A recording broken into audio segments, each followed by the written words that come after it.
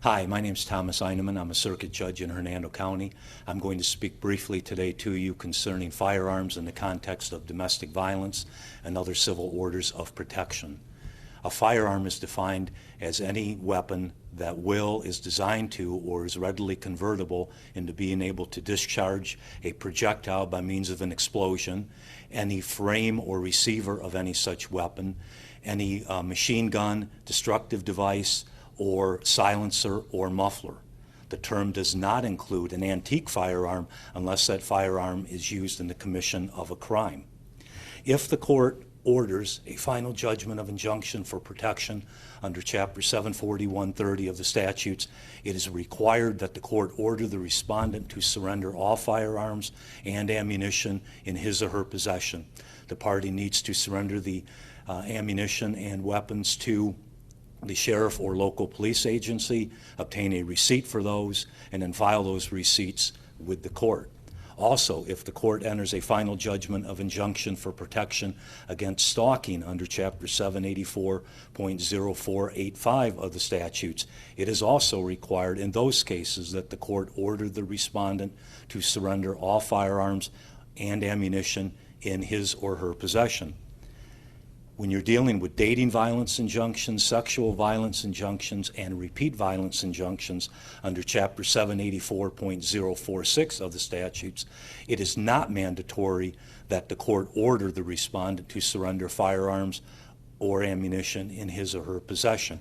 However, the court has the authority to do so as long as the issue is raised and discussed at the hearing. Now, at some point, the respondent will have an opportunity to ask the court for return of his or her firearms. This may happen in the context of where an injunction by its own terms expires, or in the meantime, the respondent may move the court to dissolve the injunction and, consistent with that, have his or her firearms returned.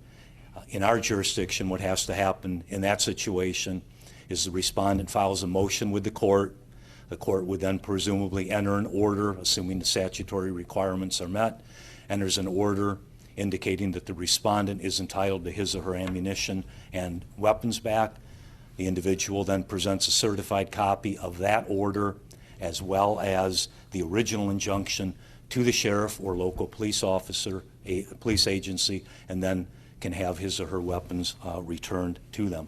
So what you need to do is establish a protocol for the surrender of firearms and ammunition in your jurisdiction.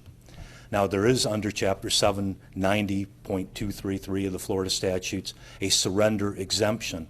And what that means is if the respondent is a state or local law enforcement officer holding a current certification and has been issued weapons and or ammunition in the performance of his or her duties by that agency, that individual can in fact be allowed to have weapons and ammunition for work purposes. However, the exemption in 790.233 does not prohibit the court from requiring the respondent to surrender his or her personal firearms and ammunition.